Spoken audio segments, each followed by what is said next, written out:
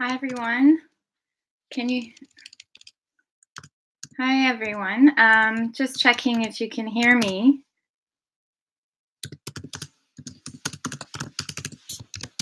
Can you type in the chat room to let me know if you can hear me?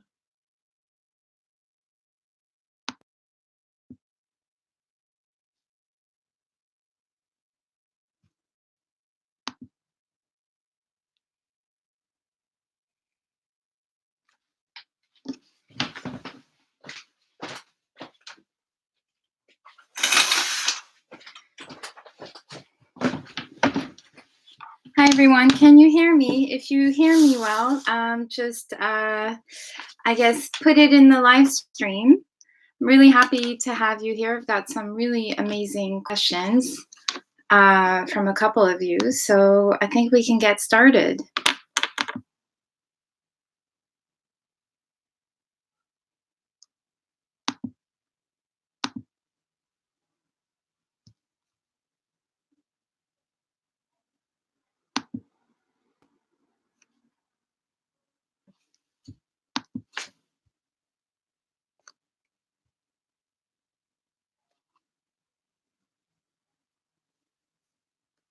Hi, everyone. I don't know who is currently present because I don't have anyone letting me know that they're logged in. I can see we have 2 participants, but if you can just type at the chat, it's on the right-hand side of your screen, and let me know that you can hear me.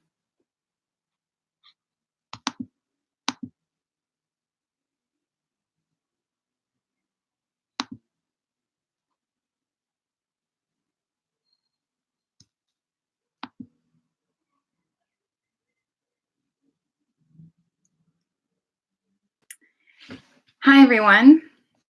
Okay, well, I am going to get started then, since let's get to it. It's about 6:02 here in London, and I've looked at your questions, and they're all really interesting. So, all right, so the first question is from Shabana. Shabana asks, how to break into the trend forecasting industry if you don't have experience within it? Okay, so first of all, this is a question I get obviously really often, and it's not an easy one to understand because there isn't necessarily like a straightforward way of getting into this industry. And it's also a really, really small industry in terms of the number of trend agencies that exist in the world. And just even in the UK alone, we only have a few leading agencies. And it's quite a small market. I was just recently informed by Laura, who's also a part of this this live chat, that actually she applied for a job and there were over 1,000 applicants for one position at WGSN. So, as you can imagine, the competition is really tough. But you have to start somewhere, right? And you have to just keep going for it. So there's a couple of things. First of all, it's to acquire the experience. And in terms of fashion forecasting, very often people have a background in design or in retail or sales. So that can really help you if you can leverage that experience in the actual market. So with myself, I was a designer for 11 years when I first started at WGSN. Some of my colleagues were journalists. Others had experience in retail. It was quite diverse, but that practical experience was invaluable in understanding the needs of the person that you were speaking with. So, in my case, for example, they were really interested in my profile because I really understood how designers think. So for me, forecasting fashion trends and also sketching the collections that were downloadable was not some kind of abstract thing. So I would really not underestimate the importance of this practical experience, because it puts a lot of things in perspective, and it also enables you to really hone your craft. And you have to remember that when you're doing forecasting, you spend your whole time doing research, and it can be quite a lonely job in some ways. There are periods of time when you're brainstorming and working with others, but there are also a lot of periods of time when you're just doing a lot of research. And so that can work for some people, and for some people it's a bit of an awakening that they actually need to be more engaged in the product. And another process, whether it's actually designing, working in the actual making of the product for design trends, or whether it's really being more involved in the whole sales life cycle of the product, because trend forecasting can be something, in a way, it can be quite an abstract process, and you're sort of in your head a lot and researching and writing. So if you spent years studying design, I do, this is possibly my personal experience, I do think it would be a little bit of a shame to all of a sudden not try to work as a designer, or at least an assistant designer, for a little bit. But I know it's a really tough market out there, and that it's not like when I entered the market. I started working in '99, and the economy was different. And I know it's much tougher. And also, the difference is that there are a lot more graduates in fashion today. In fact, there are too many graduates in fashion today. There aren't enough jobs to cover as many graduates. So that's one thing. So, working for agencies, it's tough competition. You need to think outside of the box and realize that it's not just trend agencies that need people who specialize in trend forecasting and trend research. You have marketing agencies, you have magazines, tech companies. There are actually a lot of different fields that within that have roles that where part of their job description is to do a lot of research. You have strategy agencies, think tanks, innovation agencies, creative direction agencies. There are so many other types of agencies within the design world that incorporate trend research and forecasting as a fundamental part of what they do for their clients. So I would really try to look into that if you're wondering, how the hell am I going to break into the industry? Because the truth is that the jobs in those said bigger trend agencies are limited. So think outside the box. You also have a lot of fashion brands now that are taking away some of the trend work from the traditional trend agencies and creating these internal teams. So really, you need to just research and research. Another thing that you can do, Shabana, if you have no experience, is to, I would say, do a lot of research. And this has to do with, in a way, creating experience and creating new neural pathways to become really experienced at research. So if you don't have the opportunities, create the opportunities by maybe sharing posts and what you find on LinkedIn, by sharing some of your research, by potentially start pitching some articles to magazines. If you feel comfortable with trend writing, I think you just have to knock on a lot of doors, and obviously it requires a lot of motivation. But sometimes, if the opportunity doesn't come to you, you have to create it. But what I'm saying doesn't replace the importance of experience. And in the lecture, I talk about expert intuition and the experience that goes with that. So it's just not going to happen overnight. You have to acquire the experience. You're not going to become a seasoned forecaster just by creating your own articles. You're going to have to also work around other people. So if you're at that stage where you're still a student or you've recently graduated and can potentially find an internship on a voluntary basis, I highly recommend that you get those key internships, to get those names on your CV, whilst you also build your own roster of really interesting research that you share with the world, to just really show the level of motivation and interest that you have, and to also show, how your brain works and what you're seeing.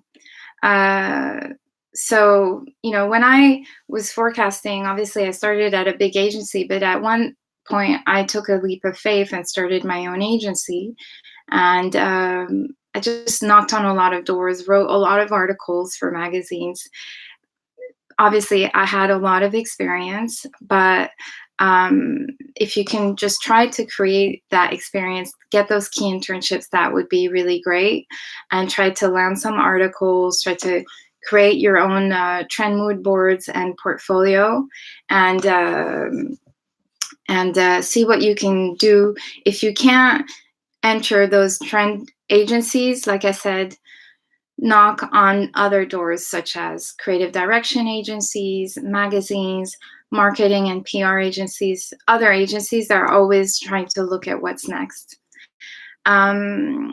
So let me know if that kind of answers your question. If I think of anything, I'm not seeing anyone in the live chats, but I can see some participants. So I really hope I'm not just talking to my screen right now, but I don't think I can. But if you can, just say a little hello in the live chat, and so that I know that you're fully engaged. Anyways, so my next question. These are really interesting questions as well, from Laura. So your first question you sent to me yesterday was, could we say that trend forecasting had roots in human need for understanding the phenomenon of multiple discovery? I've never actually heard that term, multiple discovery, but I think it's a really interesting term, and obviously you're talking about a pattern, and this is what happens with our brain. We observe everything that's around us, and we make a lot of connections. This is something that's actually really interestingly brought up in a documentary I recently watched on Netflix called The Creative Brain. I highly recommend you watch this documentary. It's about 50 minutes long, and it talks about these brain connections that we make. And a lot of the things that the documentary talk about actually are really relevant to the process of research and observing the world around us, and making those connections into these clusters that form eventually trends. So I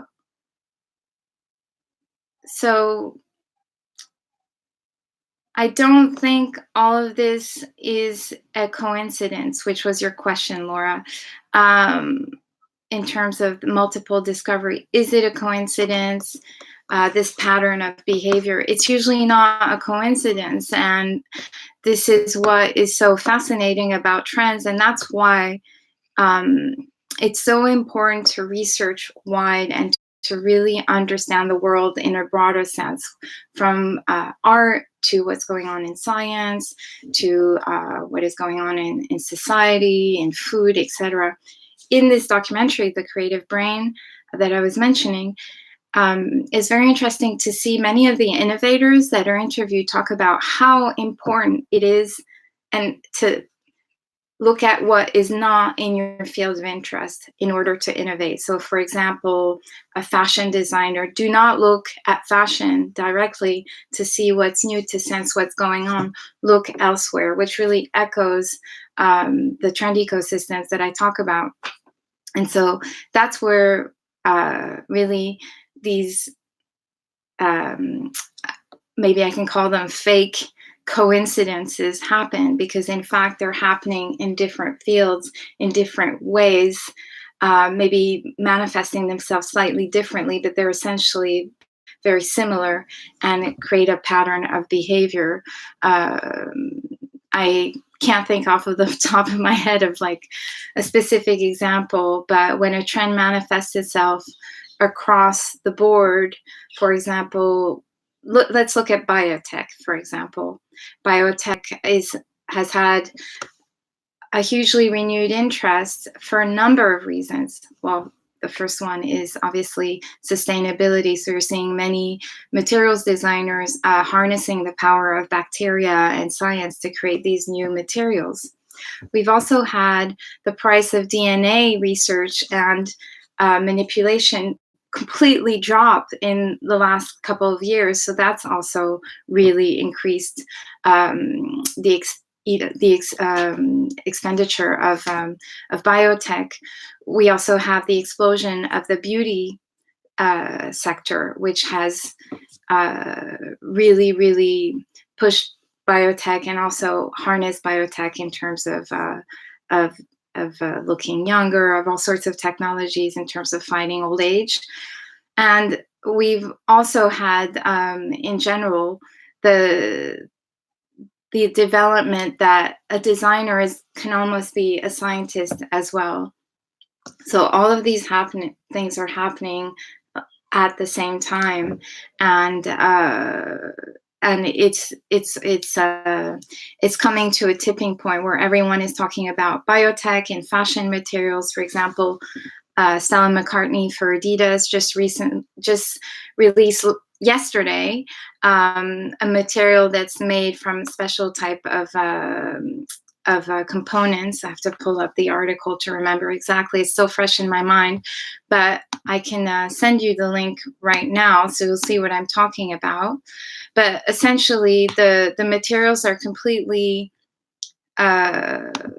they completely waste away in nature. And there are two new types of prototypes that have never been done before. So I'll send you the link right now so that you can have it. And so this example of what they're doing is really, really great, Andrea. I'm so glad you could hear me. Thanks.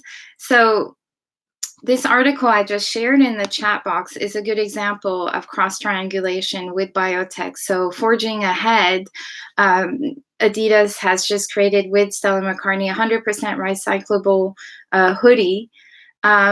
She's also crafted another type of microsilk that is a biofabric. And so in her biofabric tennis dress, she's really pushing the boundaries of fashion.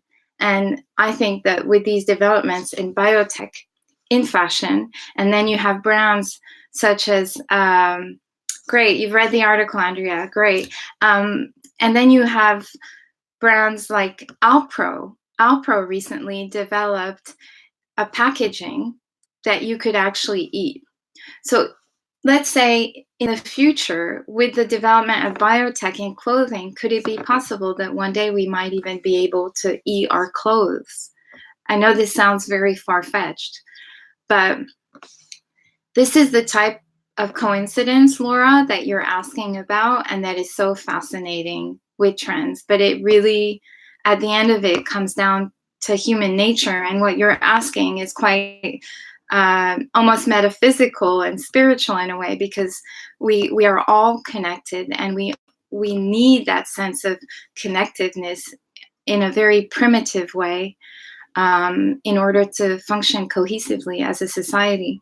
And this is something that Yuval Harari talks about in his bestseller *Sapiens*. He talks about common myths and the importance of having that cohesiveness. I hope this answers your question, Laura. I mean, so I'm just going to move on to the next, because we don't have a ton of time. I'm going to give this 20 more minutes. But Laura, you also asked about the ethical side of fashion forecasting and said, I understand that it should be quite a democratic thing to allow topics to define themselves, but who decides about what is okay to go into a forecast? Is there some sort of ethical guideline? And you talk about the problem of the rise of extremism and self-harming, for example, and you discuss the fact that if the message is spread and repeated over and over again, in a way, it's almost like a self-fulfilling prophecy, and it opens a window of opportunity for things to actually manifest themselves. And you talk about how in music, with violence being promoted, we've also seen a rise in knife crime, for example, and gun crime in London. Well, first of all, maybe this will help answer your question. When I started at WGSN, all the titles were editor, trying to editor. So essentially, the organization is structured as a newspaper, as if you're a journalist. I was the only one that actually had a designer title. And I think this is important because if we had to tell journalists what is ethical or unethical for them to cover, that would be a loss of democracy. We have to allow people to tell us the news. And there is an aspect of trend forecasting that needs to be removed from emotion and just tell it like it is, and not fall too much into subjectivity. However, if we were only analyzing and saying what is happening at the rate where we are going, we could potentially be replaced by machines. So I think it is important as a forecaster, and as a futurist, to develop your own personal sensibility about things, and do have an element of saying, I think this is the preferable future. And I talk about this in the course, about how we have an ethical responsibility to ask ourselves, what is the preferable future? But within that, we do need to highlight the negatives, because the negatives make the positives shine. And in a way, it goes back to, I know I was born and raised in France, and I was trained there. And when we were trained in school to write dissertations, we always had our thesis and our antithesis.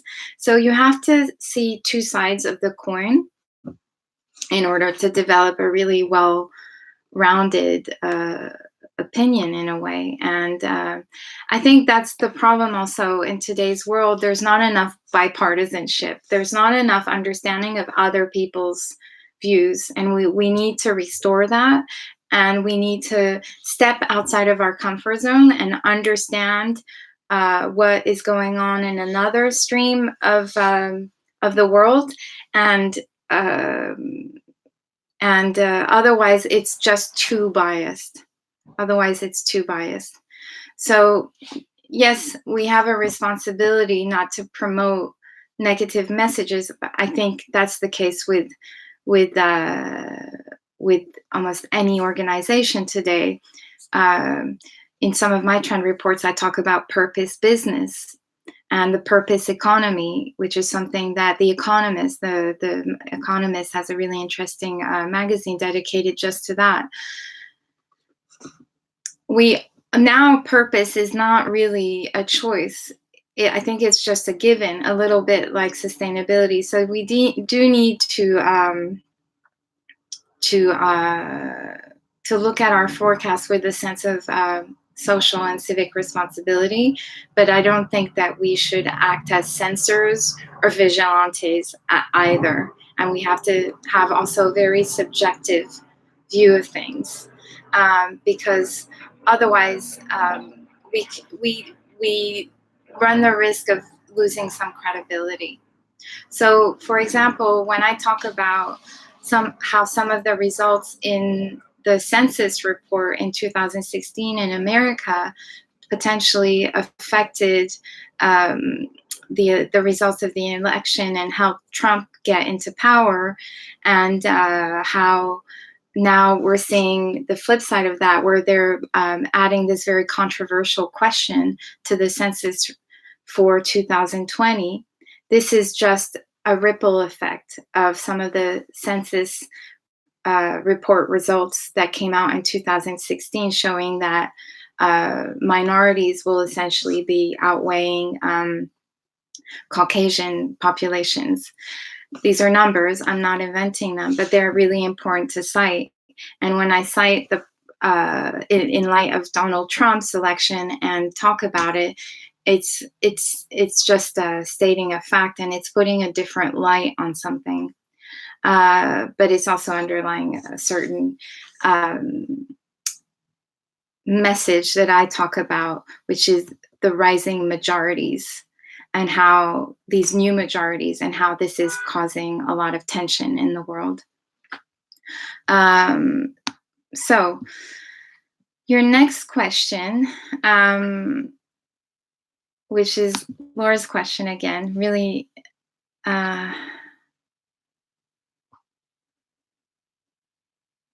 sorry. Okay. I mentioned unconscious osmosis. Could you tell us more about this? I guess I kind of covered this in the first question, which is how we are all interconnected.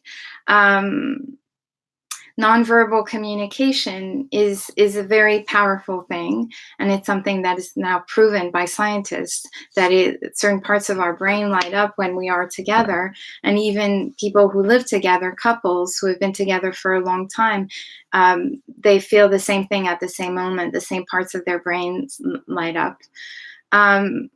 And I think it's really interesting, Laura, how you mentioned how we use algorithms for dating. We structure education in ridiculously rigorous ways that make us repeat the knowledge already available without much of understanding. You talk about data storage and how we are just basically dealing with this information overload. I don't think that this is too far off from forecasting. But in the sense that I think I know what you're saying, which is that, how can I say this? If we only give credibility to the power of data and big data, I think we are in trouble, and we need to celebrate our connectedness. And in a way, I think that we are going through a type of spiritual change, existential crisis, and awakening in the fashion world right now, because there's this tension between brands that are now using data essentially to design and come up with new trends as well. And then you have this sort of unleashed creatives on Instagram, for example, in the beauty industry. There's amazing, really interesting subcultures coming through. And so there's these extremes. And it seems that as humans, we're so competitive with ourselves, always trying to outpace ourselves. So seeing, trying to see how far a machine can go and how it can outdo us. I don't know what kind of competition we're trying to win here, but it is a dangerous one. And it is one that is really actually potentially going to completely redefine what being human is, and what human creativity is, and what emotions are, when you know that now there are algorithms and AI that have been trained to essentially have emotions. So historically, in our common human subjectives for centuries, we only thought that humans would be absolutely the only ones that were able to feel and have intuition and connect. But now these things are changing. So but I think it is here, the change is happening. So the question is not how you fight it, but how can you embrace it and turn it into a positive through information. And that's really the power of trend forecasting, is that you have the power to get a lot of information out there. And the question is, how do you, I guess, somehow filter it, edit it, get the key messages still be accurate with the trend that you're forecasting, and put a strong message out there without being too subjective either. Because what I say to my students, or when I have interns who are really passionate about trends, but they make it too personal, that to me says that the student is not stepping outside of their comfort zone enough and needs to do something outside of their interests, needs to really look the opposite way to really actually grow as a forecaster. And I hope that makes sense.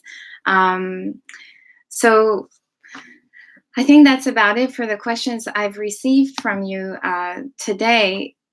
Can you use the live chat box to send me another question? We have like 5 more minutes. And also let me know if you have questions for me about what I just said, because I've just been rambling for about 25 minutes.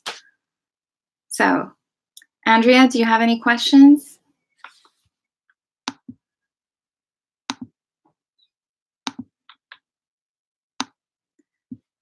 Anyone else have questions?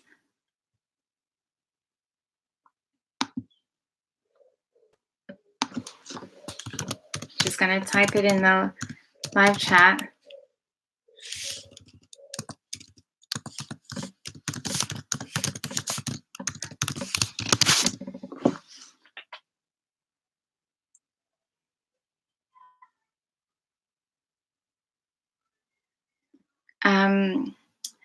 I see we have one more person who has joined. If you can send me over your questions. It's been about a half hour and we're going to wrap things up soon. So do send me your question in the live chat box and I will aim to answer.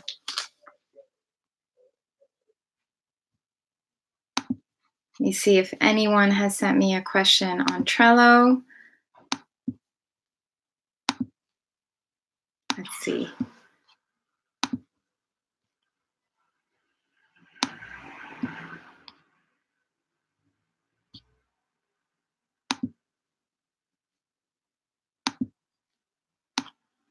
Andrea, you're just thinking. I'm just going to repeat your question because basically I'm going to post this recording in the lecture for those who can't attend. That's why I'm repeating everyone's questions.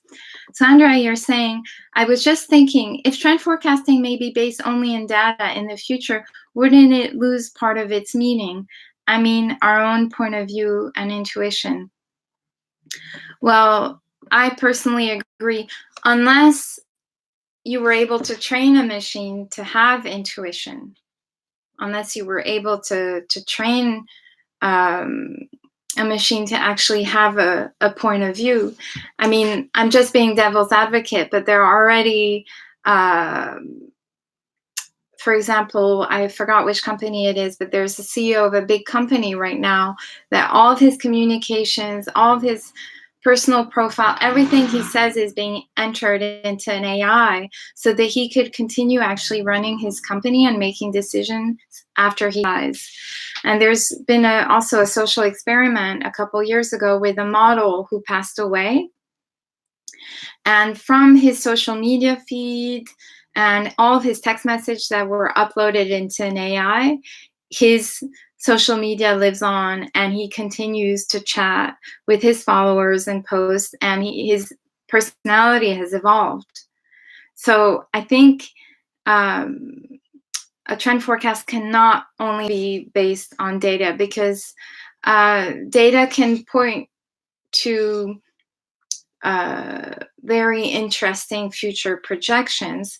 But if you look at the pattern of behavior of innovation, if you look at innovation, and let's face it, future trend forecasting, and I know that the course is also wanting to give you some ideas of this notion of futurism and what it's like to work as a futurist. It's not just about looking at data. It's about really trying to do the projection into the future. And this requires actually looking at completely different things that data would not be able to pick up. Sometimes I'm in a meeting and we're talking about what's going to happen in 10 years from now. And take a step back and I think of something maybe that happened in my childhood that I saw, or something I saw in the street. And all of a sudden, a light bulb pops, and I just have this idea and I share it with the group while we brainstorm, and it snowballs into something else, another idea. And if Andrea, I'm not sure if you were here when I was mentioning this documentary on Netflix called The Creative Brain, but it talks a lot about that. And in this documentary, some incredibly creative brains, some of the biggest geniuses in the world are interviewed and talk about how they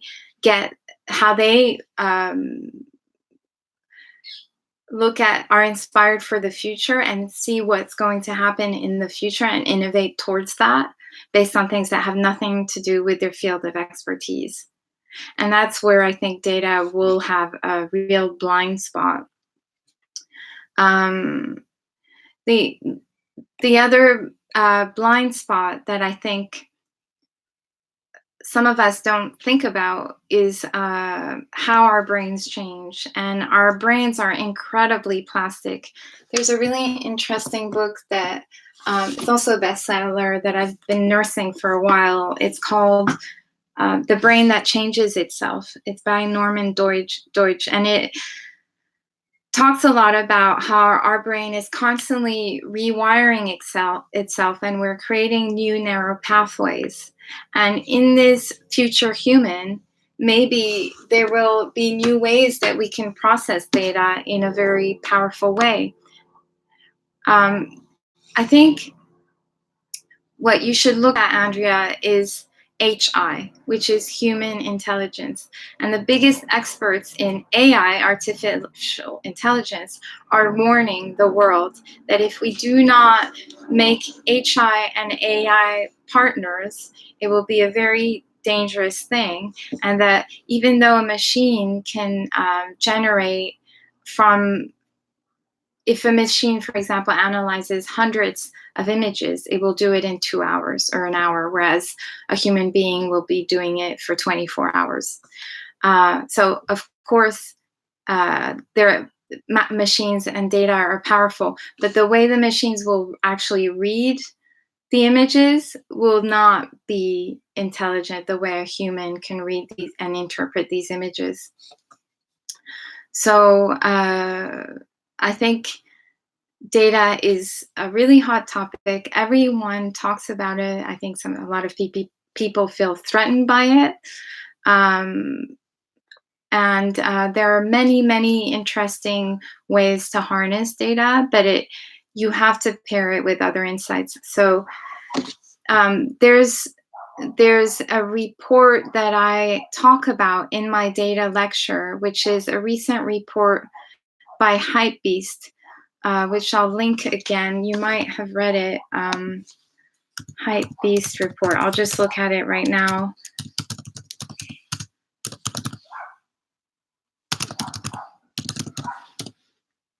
So this report is about the future of streetwear.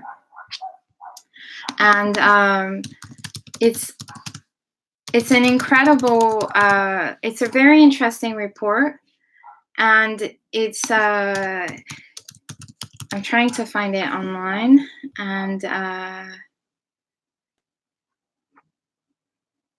for some reason it's not coming up. I'd have to look back in my feed, but in any case, look at the data lecture.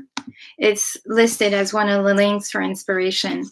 And in there, I think it's a really interesting way to use data, because the report talks about, has really cool graphics with data that are interactive, but it also has a lot of interviews, and it has a lot of historical facts and cultural context around streetwear.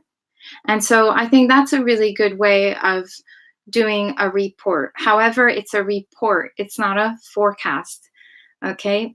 And that's where this sort of mixture of intuition, intangible connections, tangible connections, clustering of trends, and sense making comes into play. So So, yeah. So if my biggest tip, in terms of the accuracy of your sense making and the trends that you're seeing, is start writing down the trends that you're noticing or the feelings that you're having. Start documenting them, and then check their life cycles and the length of time they've lasted, and maybe give yourself a time frame of when you think that trend is going to really peak, and see if you were right about it. I think that's a good way of starting to exercise yourself. But again, trend forecasting is not a scientific thing. It's really a soft science. And many people ask me to break it down as if it were like a really scientific explanation. And I really do my best in the course to really explain and share my experience and my methodology. But within that, it is still a fluid being, because trends themselves are a fluid being. And I think the landscape of trend forecasting itself, the nature of trend forecasting, is really changing because of the advent of data, because of the advent and the responsibilities towards sustainability, because of changing consumer preferences, because of the way fast fashion is changing, and now collections are being designed with data. People want to wear less clothing, they want to buy less. Retailers are focusing on sustainable edits. Aesthetics are not changing as fast. The whole nature of trends is really changing. So there's also a bigger conversation about that, and maybe in 10 years my course would look very different. We'll see. So anyways, I'm gonna let you leave you to it. It's been 40 minutes. Thanks everyone for your time.